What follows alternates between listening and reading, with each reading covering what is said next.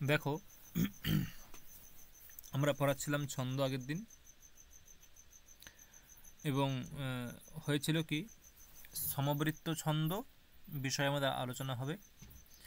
এবং এখন আমরা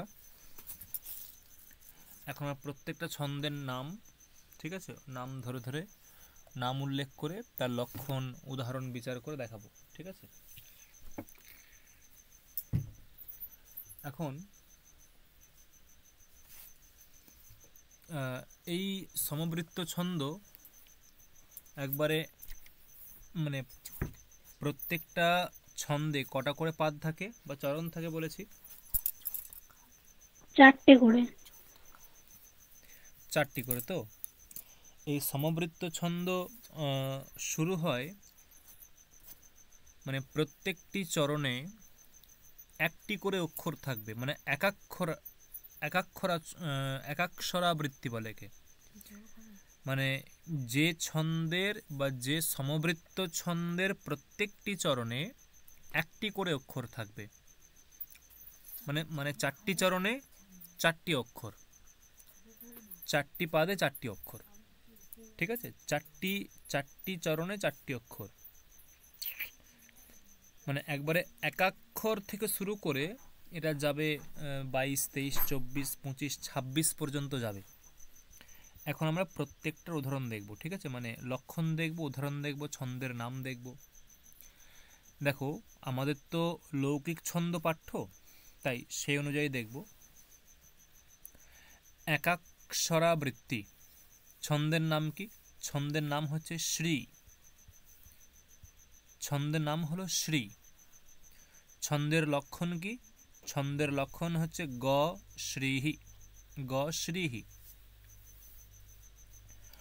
এখন গ শ্রীহি এর অর্থ কি? অর্থ হলো যে শ্রী নামক একাক্ষর ছন্দের প্রতিটি পাদ বা চরণ গুরুবর্ণ বিশিষ্ট হয়। তার মানে কি? তার মানে হচ্ছে যে যে ছন্দের যে ছন্দের প্রতিটি পাদে একটি গুরুবর্ণ থাকে তাকে বলে, তাকে বা সেই ছন্দটি হলো শ্রী ছন্দ। যে ছন্দের প্রতিটি পাদে একটি গুরুবর্ণ থাকে তাকে বলা হয় শ্রী ছন্দ। দেখো, উদাহরণ দেখো, মানে প্রত্যেকটি পাদে একটি করে অক্ষর থাকবে এবং একটি অক্ষরই গুরু হবে। দেখো, শ্রীস্তে শাস্তাত, উদাহরণ শ্রীস্তে শাস্তাত। দেখো, প্রত্যেকটা মানে শ্রী একটা পাদ, স্তে একটা পাদ, সা একটা পাদ, স্তাত একটা পাদ। দেখো, প্রত্যেকটা পাদের বা চরণের প্রত্যেকটা বর্ণই গুরুবর্ণ। প্রত্যেকটা চরণের প্রত্যেকটা বর্ণই গুরুবর্ণ। অতএব এটা হচ্ছে শ্রী নামক ছন্দ, লৌকিক ছন্দ, একাক্ষর বিশিষ্ট। পরবর্তী দেখো, দ্ব্যক্ষরাবৃত্তি। দ্ব্যক্ষরাবৃত্তি মানে প্রত্যেকটি চরণের, চরণ মানে পাদ, একটি ছন্দে 4টি করে চরণ থাকে, 4টি করে চরণ থাকে, আর প্রত্যেকটি চরণে যদি 2টি করে অক্ষর থাকে সেটা হয় দ্ব্যক্ষরাবৃত্তি ছন্দ। দ্ব্যক্ষরাবৃত্তি ছন্দ, তার নাম কি? তার নাম হচ্ছে স্ত্রী। দ্ব্যক্ষরাবৃত্তি ছন্দের নাম কি? স্ত্রী। লক্ষণ কি? গৌ স্ত্রী। তার মানে কি, যে ছন্দের প্রত্যেকটি চরণে একটি করে অক্ষর থাকে সেটা হচ্ছে একাক্ষরাবৃত্তি, নাম হচ্ছে শ্রীহি। যে ছন্দের প্রতিটি চরণে 2টি করে অক্ষর থাকে সেই ছন্দের নাম কি? স্ত্রী। লক্ষণ কি? গৌ স্ত্রী। অর্থ কি বলছে? প্রতিপাদে 2টি গুরুবর্ণ থাকলে তাকে স্ত্রী নামক ছন্দ বলে, তাকে বলে স্ত্রী ছন্দ। একবারে সহজ। প্রতিপাদে দুটি করে গুরুবর্ণ থাকলে তাকে বলে স্ত্রী নামক ছন্দ। উদাহরণ কি? গোপস্ত্রীভি কৃষ্ণ রেমে। গোপস্ত্রীভি, দেখো দুটি করে মানে প্রত্যেকটি পাদ, দেখো চারটি পাদ কোথায়, এই একটা পাদ, এই একটা পাদ, ঠিক আছে, চারটি পাদ আছে। আমি পাদগুলো আলাদা করছি, দেখো এই একটা পাদ আর এই একটা পাদ, চারটি পাদ আছে। এই একটা পাদ, এই একটা পাদ, এটা একটা আর এইটা একটা, দুটো মিলে দেখো গোপ। আচ্ছা, পয়ে পটা গুরু না লঘু? পটা গুরু না লঘু?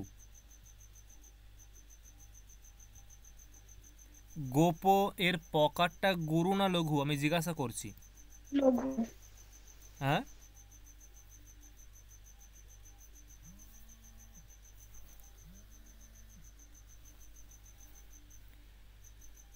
পটা গুরু না লঘু আমি জিজ্ঞাসা করছি। হ্যালো, আমার কথা শোনা যাচ্ছে? লঘু। লঘু, আচ্ছা। আর কেউ কিছু বলবে? সুজাতা? না না স্যার, গুরু। স্যার গুরু, কারণ পরে স্ত্রী আছে, পরে কি আছে? যুক্তাক্ষর সংযুক্ত আছে। বর্ণ আছে, যুক্তাক্ষর আছে, এ কারণে গুরু হবে। সংযুক্ত বর্ণ আছে। সংযুক্ত বর্ণের। স্যার শুনতে পাচ্ছেন আমার কথা? হ্যাঁ হ্যাঁ, শুনতে পাচ্ছি তো। হুম। তুমি শুনতে পাচ্ছ আমার কথা? তোমরা শুনতে পাচ্ছ? হ্যাঁ স্যার শুনতে পাচ্ছি, মানে মাঝে মাঝে আমার ডিস্টার্ব হচ্ছে নেটওয়ার্ক। ঠিক আছে, তাহলে কি হলো? সংযুক্ত বর্ণের পূর্ব বর্ণ হয় গুরুবর্ণ, সংযুক্ত বর্ণ তার পূর্ব বর্ণ হয় গুরুবর্ণ, ঠিক আছে।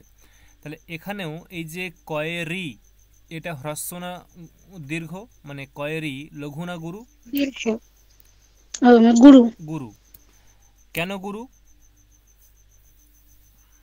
কারণ তার পরবর্তী পরে বর্ণটা যুক্ত সংযুক্ত বর্ণ বর্ণ, আছে। পরে সংযুক্ত বর্ণ আছে। তাহলে কি হলো? যে ছন্দের দুটি মানে যে ছন্দের প্রতিটি চরণে দুটি করে অক্ষর থাকে, যে ছন্দের প্রতিটি চরণে দুটি করে অক্ষর থাকে এবং প্রতিটি বর্ণই গুরুবর্ণ হয়, তাকে বলা হয় স্ত্রী নামক ছন্দ, ঠিক আছে। উদাহরণ বলা হলো, প্রত্যেকটা ছন্দ এখানে এই ছন্দে প্রত্যেকটি পাদে কি আছে? প্রত্যেকটি পাদে গুরুবর্ণ, দুটি করে অক্ষর আছে এবং প্রত্যেকটি বর্ণই গুরুবর্ণ, তাই এটা হচ্ছে স্ত্রী নামক ছন্দ। ত্রিঅক্ষরাবৃত্তি। ত্রিঅক্ষরাবৃত্তি মানে কি? মানে ছন্দের প্রত্যেকটি চরণে বা প্রত্যেকটি পাদে তিনটি করে অক্ষর থাকবে। ছন্দের প্রত্যেকটি চরণে বা প্রত্যেকটি পাদে তিনটি করে অক্ষর থাকবে, তাকে বলা হয় স্ত্রী নামক ছন্দ, তাকে বলা হয় স্ত্রী নামক ছন্দ, ঠিক আছে। কি বলছে দেখো, ভুল বলছি, নারী নামক ছন্দ, সরি, নারী। মানে যে ছন্দের প্রত্যেকটি চরণে তিনটি করে অক্ষর থাকে তাকে বলা হয় নারী নামক ছন্দ। তা লক্ষণ কি? লক্ষণ বলছে মো নারী, মো নারী। তার মানে কি? নারী ছন্দ আর তার অক্ষর বিন্যাস হচ্ছে মগণ। ছন্দের নাম নারী আর অক্ষর বিন্যাস কি? মগণ। দেখো পরে বলছে, যে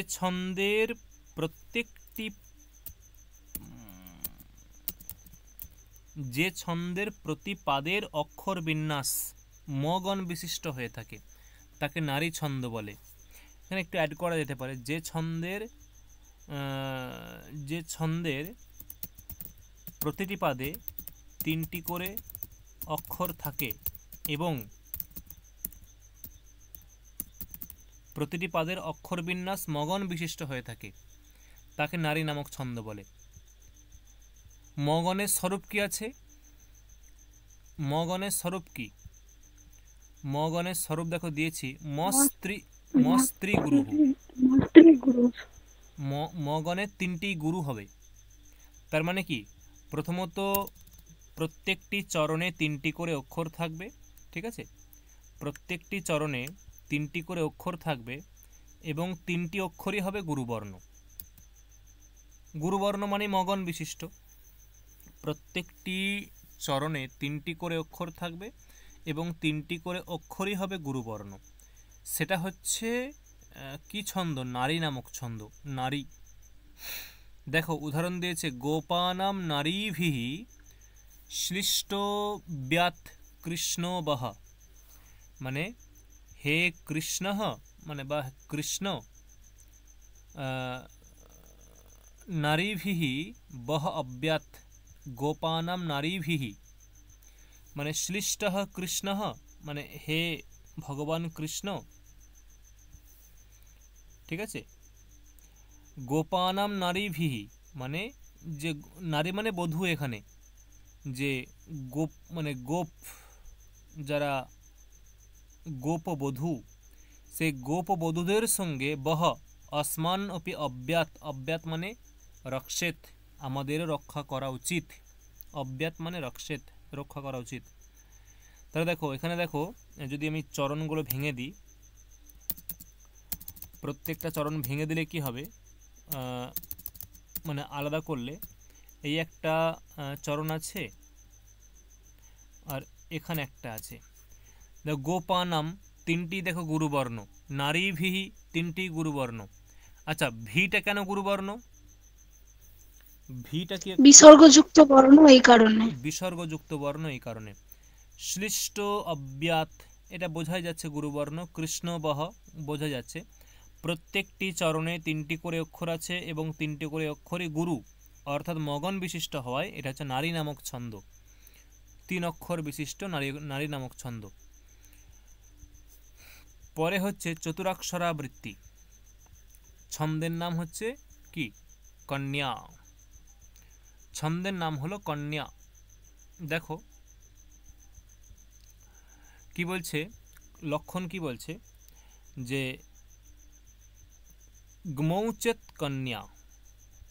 ঠিক আছে, গ্মৌচেত কন্যা মানে চতুরাক্ষরাবৃত্তি ছন্দ, অর্থাৎ যে ছন্দের প্রত্যেকটি চরণে 4টি করে অক্ষর থাকবে, যে ছন্দের প্রত্যেকটি চরণে 4টি করে অক্ষর থাকবে এবং তার অক্ষর বিন্যাস হবে। দেখো অক্ষর বিন্যাস কি হবে, দেখো মানে লক্ষণটাকে ভাঙলেই পেয়ে যাবে। ঠিক আছে, লক্ষণটা ভাঙছে, দেখো এখানে কি আছে, গ্মৌ,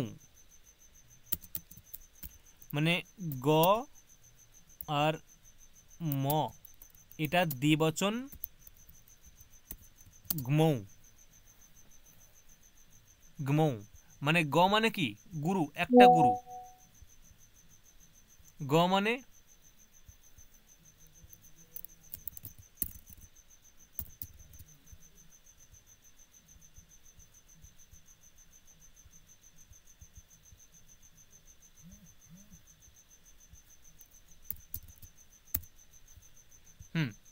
তাহলে কি হলো, গ মানে গুরু, গ মানে হচ্ছে গুরু, আর ম মানে মগন। তাহলে দেখো এই যে ছন্দের যে লক্ষণ, সেখান থেকেই গণ মানে যে অক্ষর বিন্যাসটা স্পষ্ট হয়ে যায়। ছন্দের যে লক্ষণ, সেই লক্ষণ থেকেই অক্ষর বিন্যাসটা স্পষ্ট হয়ে যায় যে সেখানে কি কি আছে। তার মানে কি, এখান থেকে তুমি বলতে পারবে যে যে ছন্দের প্রত্যেকটি চরণে 4টি করে অক্ষর থাকবে, এটুকু শিওর, কারণ চতুরাক্ষরা ছন্দ, চতুরাক্ষরাবৃত্তি ছন্দ, চতুরাক্ষরাবৃত্তি ছন্দ। ঠিক আছে, তাই যে ছন্দের প্রত্যেকটি চরণে 4টি করে অক্ষর থাকবে এবং ওই 4টি অক্ষরের মধ্যে প্রথমটি হবে গুরুবর্ণ এবং বাকি 3টে হবে মগন বিশিষ্ট বর্ণ, মানে বাকি 3টি বর্ণের লঘুগুরু বা বাকি 3টি অক্ষরের লঘুগুরু ব্যবস্থাপনা হবে মগন বিশিষ্ট, বা অক্ষর বিন্যাস হবে মগন বিশিষ্ট। দেখো কি লিখেছি, যে ছন্দের প্রতিটি চরণে 4টি করে অক্ষর থাকে এবং অক্ষর বিন্যাস হয় প্রথমটি গুরুবর্ণ এবং তারপরে মগন বিশিষ্ট,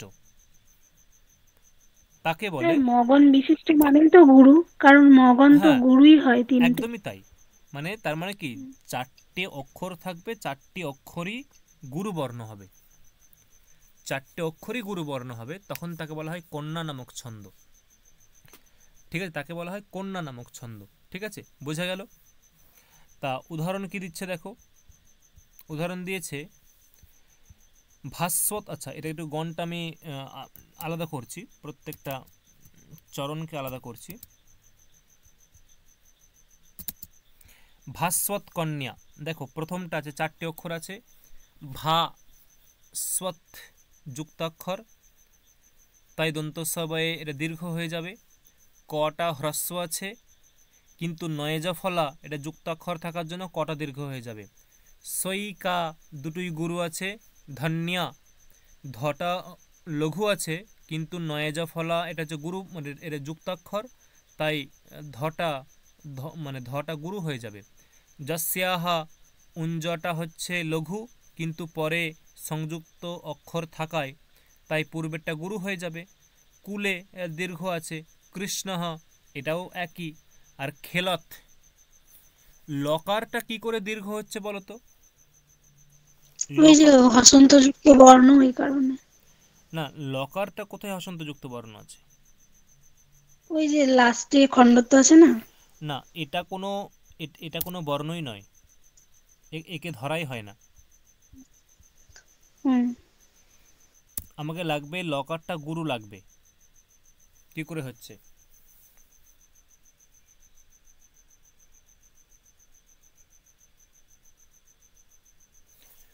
লঘু বা গুরু কাদের হয়, হলের হয় না অচের হয়? ভেবে দেখো, লঘু গুরু কাদের হয়, হলের না অচের?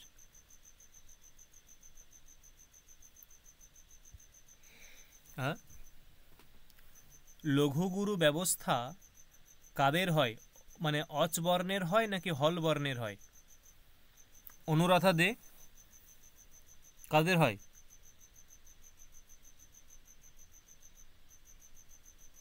হ্যালো, শোনা যাচ্ছে আমার কথা? আমার কথা শোনা যাচ্ছে? হ্যাঁ স্যার, শোনা যাচ্ছে। হুম, মৌমিতা কার হয়? লঘু গুরু ব্যবস্থা অচের হয় না হলের হয়?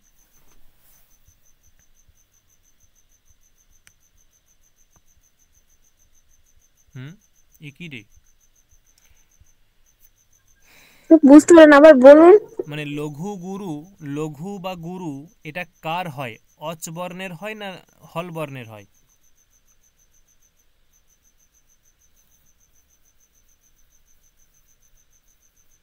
মানে লঘু বা গুরু এই ধর্মটা কাদের হয়, অচ বর্ণের না হল বর্ণের?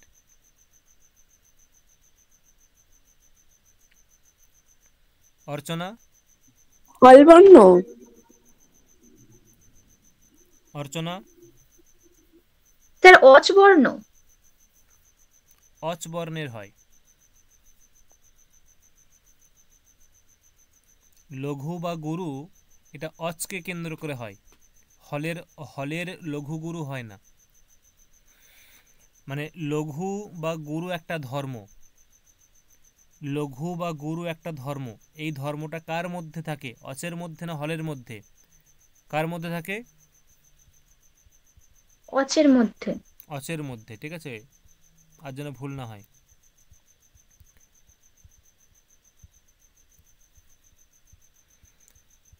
তাহলে অচের মধ্যে থাকে, তার মানে দেখো বলেছিলাম, একটা শেষে বললাম যে পাদান্ত পাদান্ত গোপিবা, এইরকম লাইন ছিল একটা, পাদান্ত গোপিবা পড়ার সময় বলেছিলাম। এই যে দেখো, পাদান্ত গোপিবা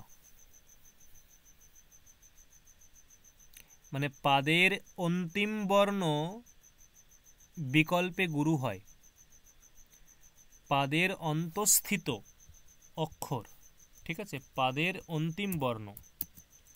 মানে যদি আমার প্রয়োজন হয় গুরু, দেখো ভেবে দেখো, যদি প্রয়োজন হয় আমার গুরু কিন্তু আছে লঘু, আমার প্রয়োজন গুরু কিন্তু আছে লঘু, আমি ওটাকে বিকল্পে গুরু ধরতে পারবো। কি বললাম, বোঝা গেল?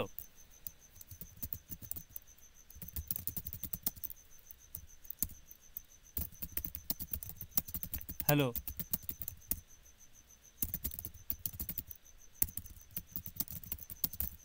হ্যাঁ স্যার।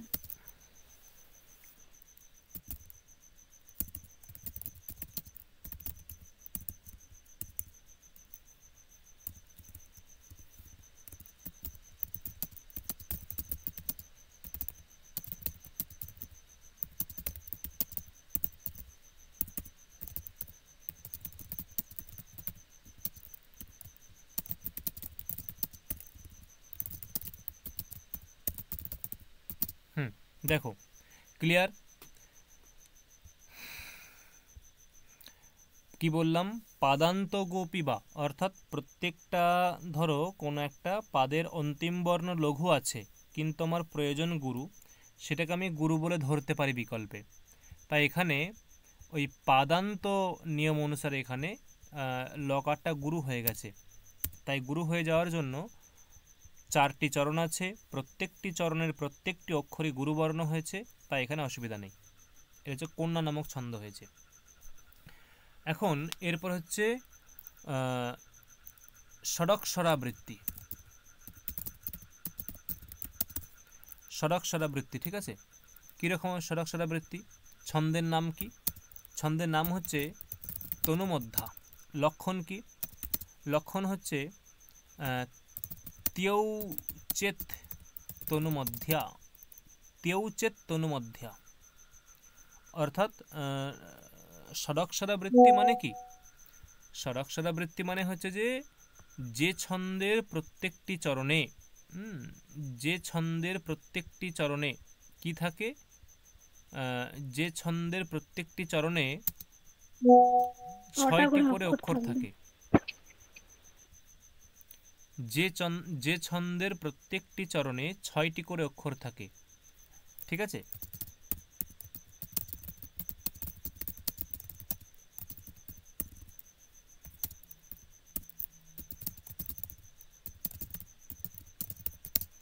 এবং সেই অক্ষরগুলির বা এবং অক্ষর বিন্যাস হয় কিরকম না? তিয়ৌ। দেখো তিয়ৌ বলতে কি? ত, এই তিয়ৌটা ভাঙলে এখানে আছে কি? দেখো তিয়ৌটা ভাঙলে আছে কি? একটা হচ্ছে ত আছে আর একটা জ আছে, আর ও মানে দ্বিবচন, মানে তগণ আর জগণ, এটা সম্ভবত হবে। একটা হবে তগণ এবং একটা হবে জগণ, ত এবং ইয়। আর ওটা হচ্ছে দ্বিবচনের জন্য, রামহ রামৌ, রামহ রামৌ, নরহ নরৌ, এটা হচ্ছে দ্বিবচনের সিম্বল। আর ত আর ইয়। এবং অক্ষর বিন্যাস কীরকম হবে? অক্ষর বিন্যাস হয়, প্রথম 3টি বর্ণ হবে তগণ বিশিষ্ট এবং অন্তিম 3টি অক্ষর হবে ইয়গণ বিশিষ্ট, ঠিক আছে? তখন তাকে তনুমধ্যা ছন্দ বলে। দেখো বোঝা গেল কি বললাম? যে ছন্দের প্রতিটি চরণে 6টি করে অক্ষর থাকে এবং অক্ষর বিন্যাস কিরকম হবে? দুটো, একটা হচ্ছে তিয়ৌ চেত তনুমধ্যা, অর্থাৎ তিয়ৌ মানে প্রথম 3টে অক্ষর হবে তগণ বিশিষ্ট এবং অন্তিম 3টে অক্ষর হবে জগণ বিশিষ্ট। এইরকম যদি হয় তাকে বলা হয় তনুমধ্যা ছন্দ। আচ্ছা, আমার কথা শোনা যাচ্ছে? হ্যালো, আমার কথা শোনা যাচ্ছে? হ্যাঁ স্যার। একে বলা হয় তনুমধ্যা ছন্দ। তা এর উদাহরণ কি? নাস্যন। আচ্ছা, এখানে একটু আরেকটা অ্যাড করতে হবে যে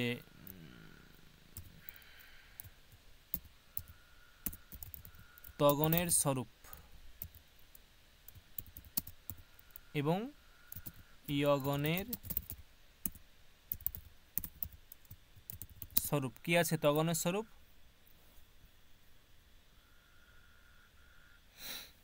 তগণের স্বরূপ কি আছে বলেছিলাম?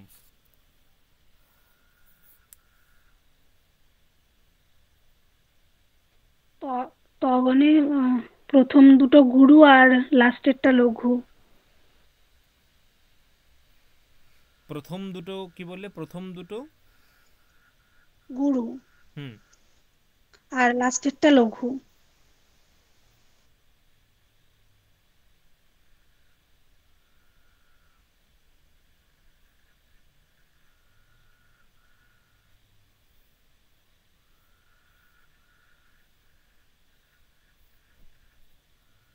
অন্তলঘুস্তহ এরকম আছে।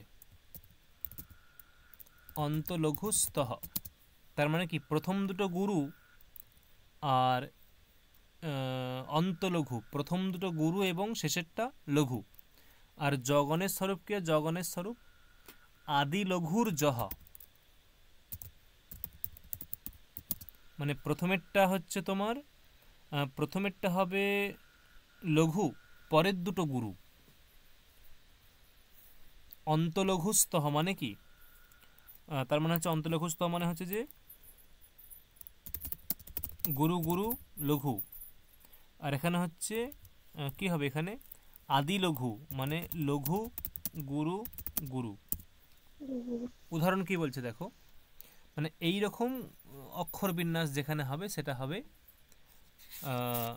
তনুমধ্যা নামক ছন্দ। তনুমধ্যা। উদাহরণ কি দিচ্ছে? নশ্যন্তি দদর্শ বৃন্দানি কপিন্দ্রাহ।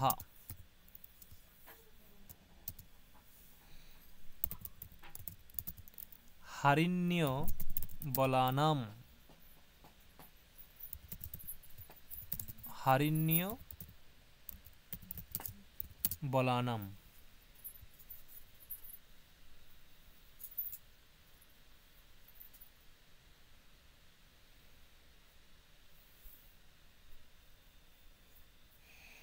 তার মানে কি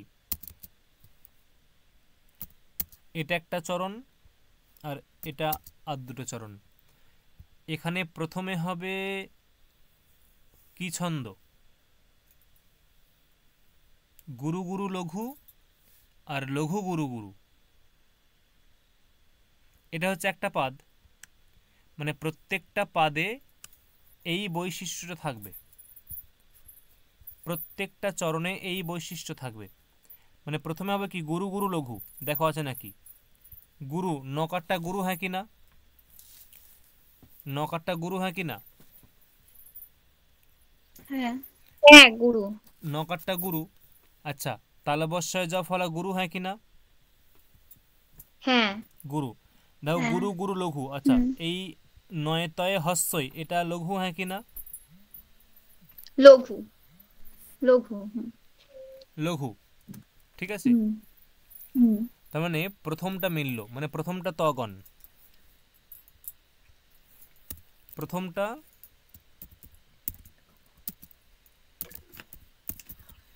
তগণ। আচ্ছা, পরেরটা দেখি, পরেরটা জগন হতে হবে। কি আছে? লঘু গুরু গুরু। না, এটা তো লঘু। দকারটা লঘু হয় কি না? প্রথম দটা লঘু হয় কি না? হ্যাঁ, লঘু। দ্বিতীয় দটা লঘু না গুরু? গুরু গুরু। আর তালবস্যটা কি হবে? গুরু তালবস্যটা গুরু কি করে হচ্ছে? ওই পরের অক্ষরে বৃন্দাতে রিকার আছে রিয়া আছে, তাই তো? না। হুম কিন্তু এটা কি যুক্তাক্ষর নাকি রিটা? না রিটা যুক্তাক্ষর নয়, বৈরি এটা হচ্ছে পাদের অন্তিম বর্ণ। এটা তো একটা পাদ, একটা চরণ। এই তালব্যস্যটা চরণের অন্তিম বর্ণ, আর চরণের অন্তিম বর্ণ সেটা যদি স্বরূপত লঘু হয় তাকে আমি গুরু বলে ধরতেও পারি, বললাম না একটু আগে? হ্যাঁ তাহলে এটা তালব্যস্যটা স্বরূপত লঘু, কিন্তু আমার প্রয়োজন গুরু। স্বরূপত লঘু কিন্তু প্রয়োজন গুরু, তাহলে আমি এটাকে গুরু বলে ধরতেও পারি। ক্লিয়ার? হুম তাহলে এটা গুরু হয়ে যাবে। ঠিক আছে, তাহলে কি হলো দেখো, লঘু গুরু গুরু লঘু এখানে আছে, এখানেও লঘু গুরু গুরু আছে। তার মানে এটা প্রথম চরণে মিলে গেছে। তগণ, একটা তগণ এবং একটা জগন।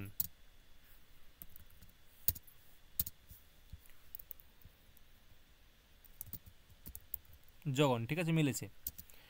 এবং অন্যদিকে দেখো একই মিলবে এটাও নিশ্চয়ই। কি বলছে? তগণে কি আছে? তগণে গুরু গুরু লঘু। দেখো গুরু বৈরি গুরু, কারণ এখানে পরেরটা ইয়ে আছে, যুক্তাক্ষর আছে, সংযুক্ত বর্ণ তাহলে আছে। গুরু গুরু লঘু এখানে মিলে গেছে, নয় হস্যই লঘু আছে। আর এটা হচ্ছে লঘু গুরু গুরু, হ্যাঁ কটা লঘু পরের দুটো গুরু আছে, এতে মিলে গেছে, এখানে কোনো ভুল নেই, অসুবিধা নেই। তগন এবং জগন, ঠিক আছে। আর হারিণ্য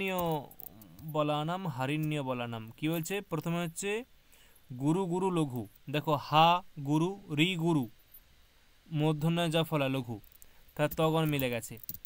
এবং তারপর হচ্ছে লঘু গুরু গুরু মিলে গেছে, ঠিক আছে, অসুবিধা নেই।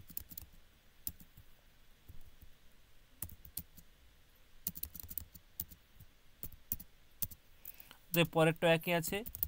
স্যার মূর্ধন্যয় জ ফলাটা লঘু, লঘু কি করে হচ্ছে? হ্যাঁ, কেন লঘু হবে না, কেন লঘু হবে না, কেন বলো? জ ফলা যুক্ত আছে মূর্ধন্যয়ের সঙ্গে। হ্যাঁ, তার মানে কি, এই মানে যুক্তাক্ষরে, মানে তার মানে যুক্তাক্ষর কোনটা, যুক্তাক্ষর এটা, তাই তো, যুক্তাক্ষর এটা, আগেরটা তো গুরু হলো, হ্যাঁ কি বলছো আগেরটা? মানে যুক্তাক্ষরের আগের বর্ণটা গুরু হয়, হ্যাঁ, তাহলে যুক্তাক্ষরে আগের সেটা বর্ণ হলো কোনটা, যুক্তাক্ষরে আগের বর্ণ কোনটা? রি। রি। তাহলে রিটা গুরু হয়েছে, কিন্তু এটা তো লঘুই রয়ে গেছে, মূর্ধন্যয়ে জ ফলের তো লঘুই রয়ে গেছে, হ্যাঁ হ্যাঁ হ্যাঁ। বুঝে গেল? হুম হুম। মানে মূর্ধন্যয়ে জ ফলাটা জ ফলা হওয়ার জন্য, মানে মূর্ধন্যয়ে জ ফলা এটা সংযুক্ত বর্ণ হওয়ার জন্য পূর্বেরটা গুরু হবে, কিন্তু ওটা তো লঘুই রয়ে গেছে, বোঝা গেছে কি? হ্যাঁ স্যার। অতএব এখানে লক্ষণ মিলেছে, লক্ষণ সঙ্গতি হচ্ছে, অসুবিধা নেই। অতএব আলোচ্যমান উদাহরণে প্রতিটি চরণে 6টি করে অক্ষর আছে এবং লক্ষণ অনুসারেই অক্ষর বিন্যাস থাকায় এটি তনুমধ্যা ছন্দের অন্তর্গত, ঠিক আছে।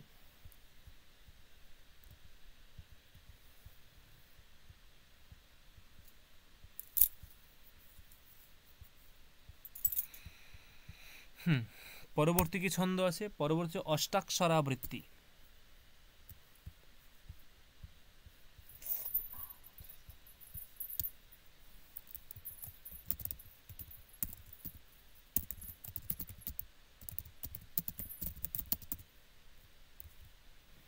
অষ্টাক্ষরাবৃত্তি, এই ছন্দের নাম কি? ছন্দের নাম হচ্ছে বিদ্যুৎমালা।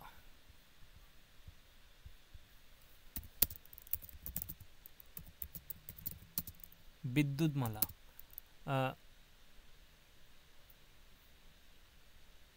লক্ষণ কি? মোমো গোগো বিদ্যুৎমালা, মোমো গোগো বিদ্যুৎমালা, অর্থাৎ প্রত্যেকটি চরণে যার 8টি করে অক্ষর থাকবে, প্রতিটি যে ছন্দের প্রতিটি চরণে অক্ষর থাকে এবং অক্ষর বিন্যাস হয় এবং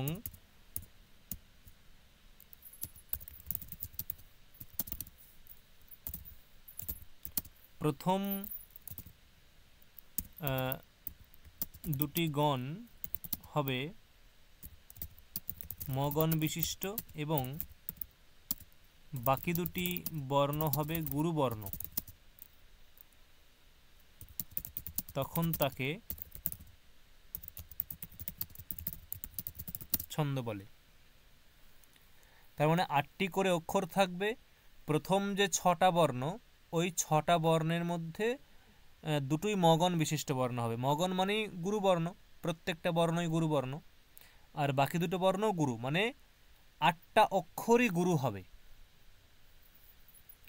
যে ছন্দের অর্থাৎ যে ছন্দের প্রতিটি চরণের প্রতিটি বর্ণই গুরুবর্ণ হবে তাকে বলে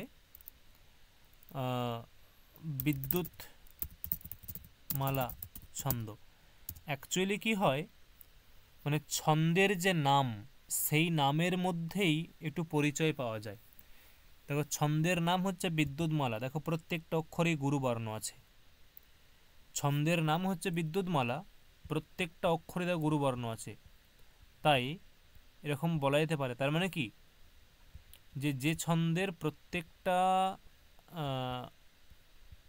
প্রত্যেকটা চরণের প্রত্যেকটা অক্ষর, প্রত্যেকটা চরণ এবং সেই প্রত্যেকটা চরণের প্রত্যেকটা অক্ষর গুরুবর্ণ হয় তাকে বলা হয় বিদ্যুৎমালা ছন্দ। ঠিক আছে, উদাহরণ কি বলছে, মগন তো আর বলতে হবে না, মগন তো আমার জানাই আছে, এরা বলার দরকার নেই। মস্ত্রী গুরুহু, উদাহরণ কি বলছে, না বাসো বল্লী বিদ্যুৎমালা বরহ শ্রেণী শক্রশ্চাপঃ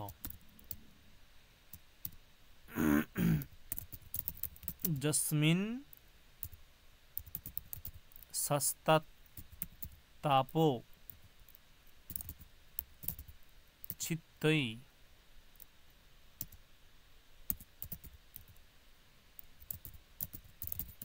গোমধ্যস্থ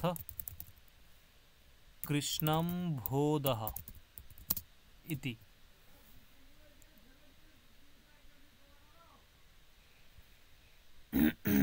দেখো কি বলা হয়েছে, প্রত্যেকটা চরণে 8টি করে অক্ষর থাকবে। যে ছন্দের প্রতিটি চরণ 8টা করে অক্ষর, 8টা করে অক্ষর মানে এখানে একটা চরণ হবে। দেখি 8টা করে অক্ষর আছে, হ্যাঁ, 2 4 8, 4 8, ঠিক আছে, 2 4 6 8 আছে, 4 4 8, দেখো 8টা করে অক্ষর আছে। প্রত্যেক যে ছন্দের প্রতিটি চরণে 8টা করে অক্ষর থাকে এবং অক্ষর বিন্যাস কীরকম হয় যা পরে বুঝলাম।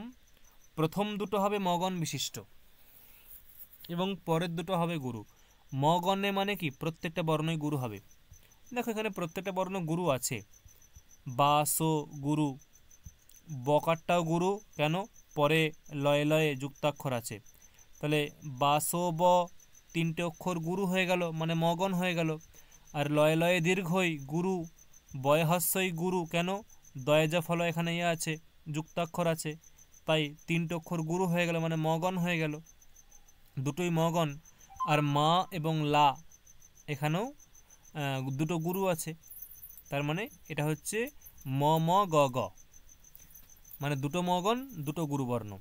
বরহ বরহ, দেখো রেফ আছে, রেফটা থাকার জন্য বটা গুরু, তালবস্যয়ের রফ হলা এটা যুক্তাক্ষর থাকার জন্য হটা গুরু, এবং তালবস্যয়ের রফ হলা একার, এটাও গুরু, একারটা গুরু, তাহলে 3টেই গুরুবর্ণ মানে মগন।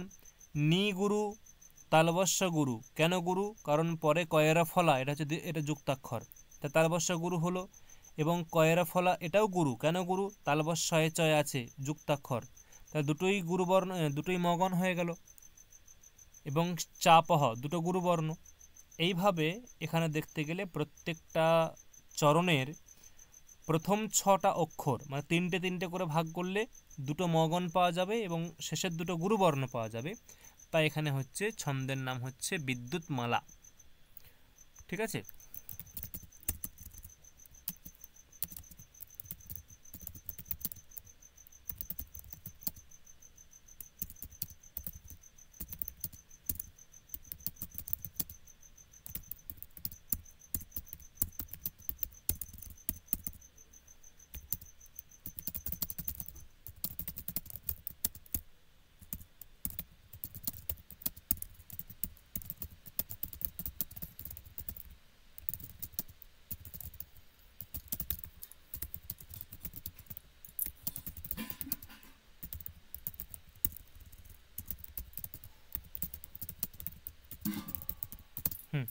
দেখো পরবর্তী ছন্দ হচ্ছে দশাক্ষরাবৃত্তি।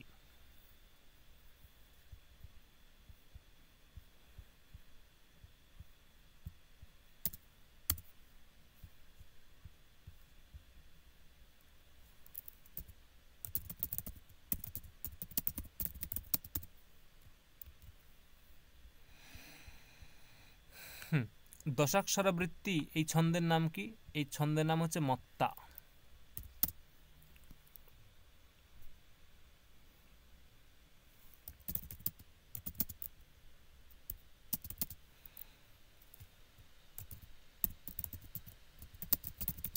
গেয়া মত্তা ম ভ স গ সৃষ্টা ম ভ স গ ম ভ স গ সৃষ্টা, এটা হচ্ছে লক্ষণ। গেয়া মত্তা মানে মত্তা নামক ছন্দ তাকেই জানবে, গেয়া মানে জানবে, জানা উচিত। মত্তা নামক ছন্দ, মত্তা নামক ছন্দ তাকেই জানবে কোনটা? যেখানে মগন ভগন সগন এবং একটা গুরুবর্ণ থাকে। যে ছন্দের প্রতিটি চরণে 10টি করে অক্ষর থাকে এবং অক্ষর বিন্যাস হয় প্রথমে মগন, তারপর ভগন এবং পরে সগন,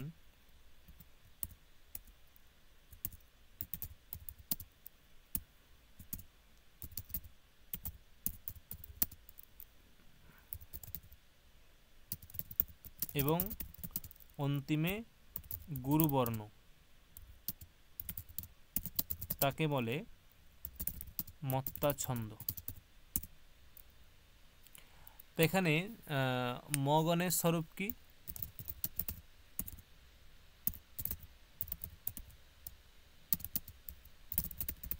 ম স্ত্রী গুরু। তারপরে ভগনের স্বরূপ কি? ভগনের স্বরূপ কি আছে? ভাদি গুরু। ভাদি গুরু, একদম, মানে আদি গুরু। আর একটা কি আছে? ম স, সগণের 3টি লঘু মেবি। না, সগণের তো লঘু লঘু ও গুরু। অন্ত গুরু। স ও অন্ত। অন্ত গুরু। আচ্ছা, হুম। সো অন্ত গুরু, হ্যাঁ, হুম। মানে লঘু লঘু গুরু, তাই তো? হ্যাঁ, লঘু এখানে লঘু গুরু। এখানে স্পষ্ট তোমরা বুঝেই গেছো ব্যাপারগুলো। গুরু গুরু গুরু, আদি গুরু মানে হচ্ছে গুরু লঘু লঘু, গুরু লঘু লঘু, আর অন্তগুরু মানে লঘু গুরু গুরু। ঠিক আছে, এবার দেখো উদাহরণ কি দিচ্ছে এখানে। এর উদাহরণ দিচ্ছে, স্যার এর পিডিএফ দিয়ে দেবেন কি? হ্যাঁ হ্যাঁ দিয়ে দেবো পিডিএফ। আচ্ছা। স্যার সো অন্ত গুরু মানে ওই লঘু লঘু গুরু হবে। আচ্ছা, হ্যাঁ হ্যাঁ ঠিক ঠিক, লঘু লঘু গুরু, লঘু লঘু গুরু হবে, ঠিক। দেখো কি বলছে উদাহরণ। পিত্বা মত্তা মধু মধুপালি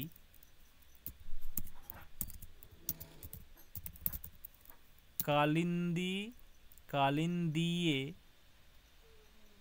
তটবন কুঞ্জে, কালিন্দীয়ে তটবন কুঞ্জে। আর কি? উদ্দীব্যন্তীর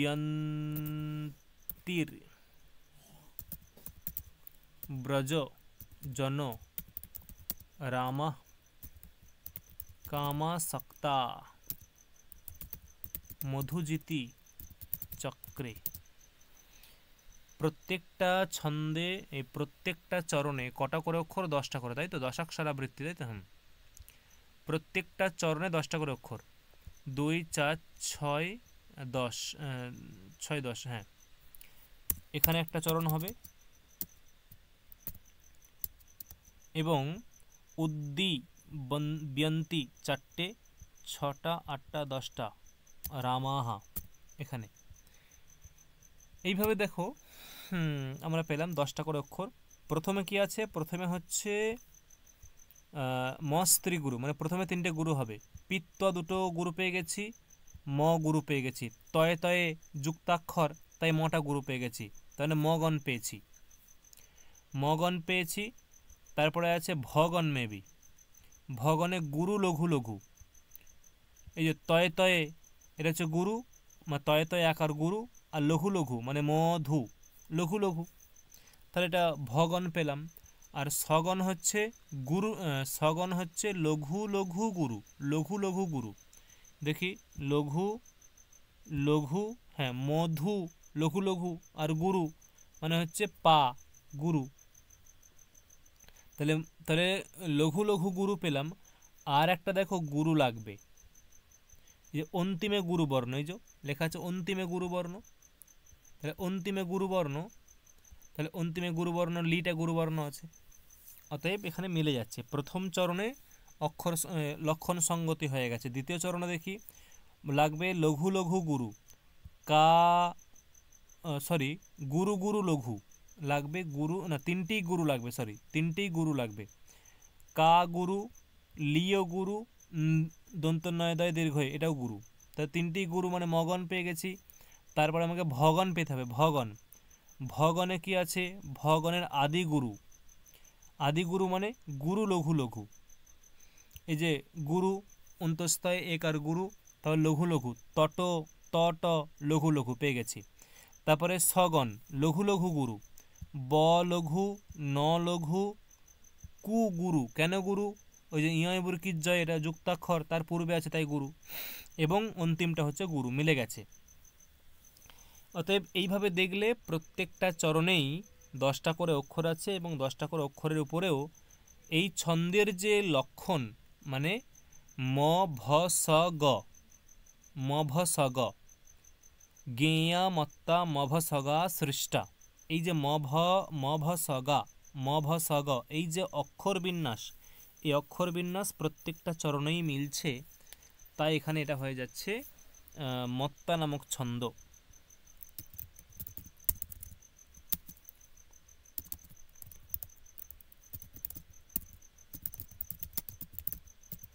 আলোচ্যমান ছন্দে কি আছে? প্রতিটি চরণেই 10টি করে অক্ষর আছে, এবং অক্ষর বিন্যাস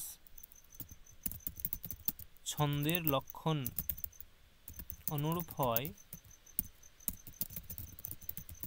আলোচ্যমান উদাহরণটি মত্তা নামক ছন্দের অন্তর্গত। দেখো বোঝা গেছে পুরোটা?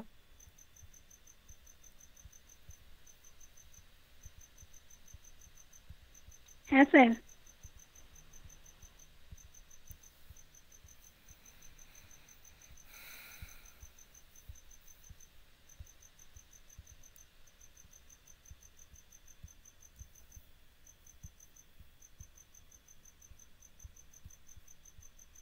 স্যার একবার নিচে নামান। কোথায় বলো? এখানে ঠিক আছে, এখানে।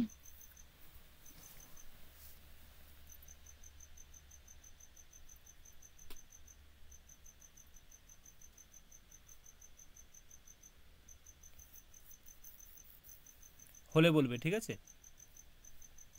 হ্যাঁ একটু দাঁড়ান।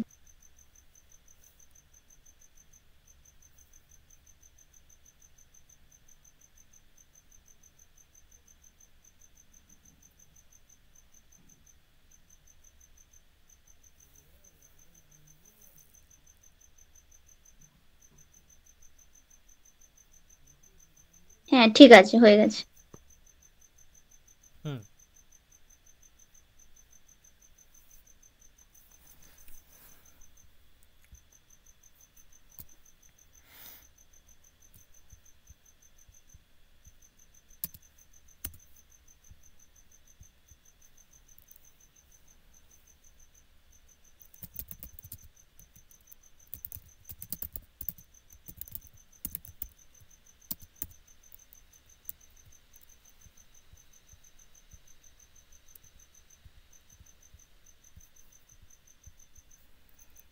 ছন্দের নাম হচ্ছে এটা হচ্ছে একাদশাক্ষরাবৃত্তি।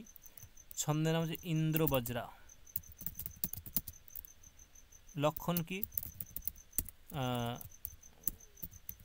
সদীন্দ্র বজ্রা যদিতৌ জগৌ গহ। সদীন্দ্র বজ্রা যদিতৌ জগৌ গহ।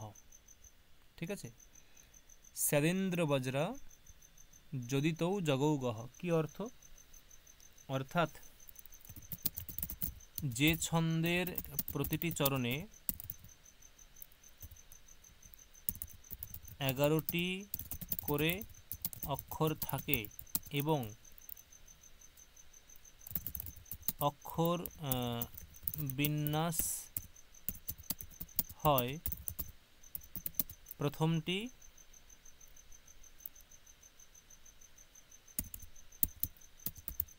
প্রথম দুটি গণ তগণ বিশিষ্ট এবং পরের গণটি হবে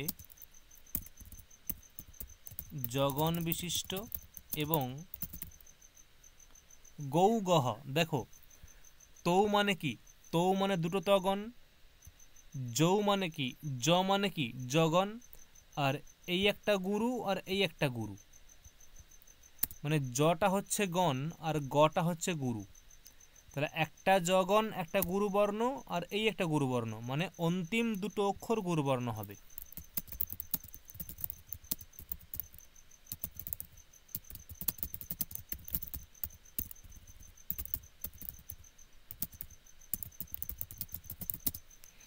তাহলে কি বললাম?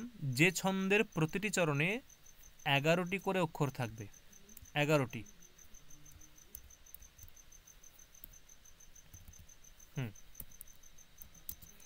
এবং অক্ষর বিন্যাসগুলো কেমন হবে? প্রথম দুটি গণ তগণ বিশিষ্ট, পরের গণটি হবে জগন বিশিষ্ট এবং অন্তিম দুটি অক্ষর হবে গুরুবর্ণ। তাকে বলা হয় ইন্দ্রবজ্রা ছন্দ। এখন তগণের স্বরূপ কীরকম বলো? তগণের স্বরূপ কীরকম আছে? গুরু গুরু লঘু। আচ্ছা, গুরু গুরু লঘু মানে হচ্ছে গুরু অন্ত লঘু, তাই তো? হ্যাঁ, অন্ত লঘু। ত অন্ত লঘু, গুরু গুরু লঘু। আচ্ছা, তগণের পেলাম, আর একটা জগণের কিরকম আছে? জ হচ্ছে গুরু মধ্যে, গুরু লঘু। গুরু মধ্যটা আর দুই দিকে লঘু, মানে লঘু লঘু গুরু গুরু লঘু, লঘু। তাই তো? হ্যাঁ, লঘু গুরু লঘু। যো মধ্যগত গুরু, এরকম এটা আছে, যো মধ্যগত গুরু, যো গুরু মধ্যগত, সরি, যো গুরু মধ্যগত, একদম। যো গুরু মধ্যগত রল মধ্য।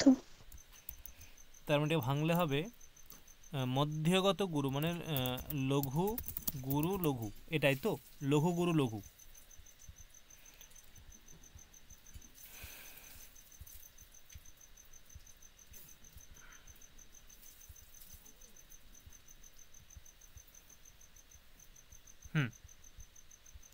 উদাহরণ দেখো, উদাহরণ কি বলছে? একটা শকুন্তলার প্রসিদ্ধ শ্লোক আছে, অর্থ হি কন্যা পরকীয় এব। মধ্য সম্প্রেষ্য পরিগৃহীত, সম্প্রেষ্য পরিগৃহীতু জাতো মমায়ম বিশদঃ প্রকামম। ন্যাস ইবান্তরাত্মা, ইবান্তরাত্মা প্রত্যয়ের পিতন্যাস ইবান্তরাত্মা। গণ বিচ্ছেদ করি একটু। প্রথমে হচ্ছে এখানে গণ একটা, অর্থ হি কন্যা। এটা মহর্ষি কন্যার উক্তি না? এটা একটা গণ এবং এখানে গণ আছে, তা মধ্যে গণ আছে, সম্প্রেষ্য গণ 2, এখানে গণ 3। এখানে গন 3,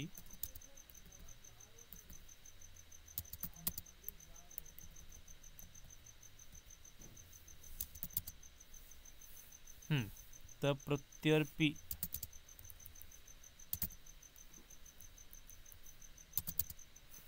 এটা দেখো প্রথমে কি আছে, প্রথমে আছে তৌ, তৌ জ, তৌ জ গ গ। তৌ মানে দুটো তগন, দুটো তগন মানে গুরু গুরু লঘু। দেখো গুরু গুরু লঘু আছে, গুরু আছে, লঘু আছে, গুরু গুরু লঘু মিলে গেছে।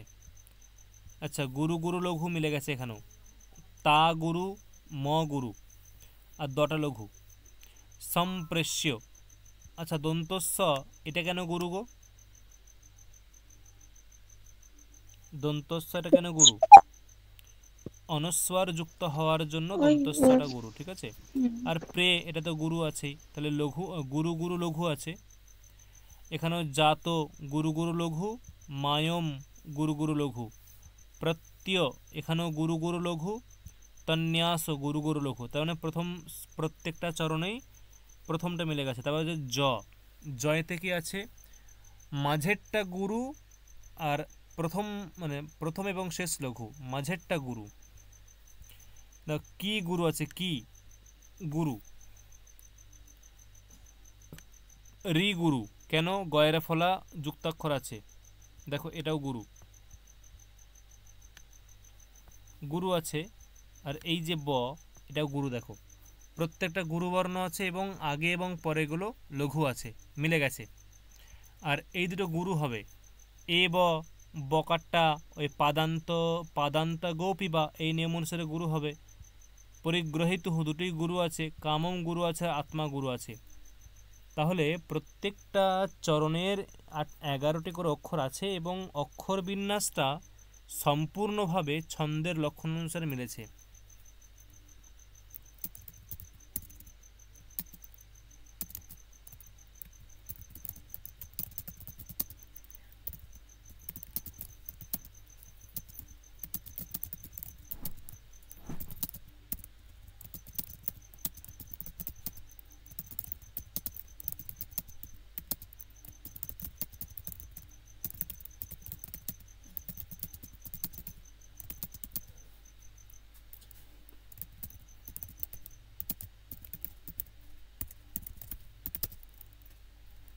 আলোচ্যমান শ্লোকটি হবে, সরি শ্লোকটি হবে, শ্লোকটি কোন ছন্দ? এটা ইন্দ্রবজ্রা।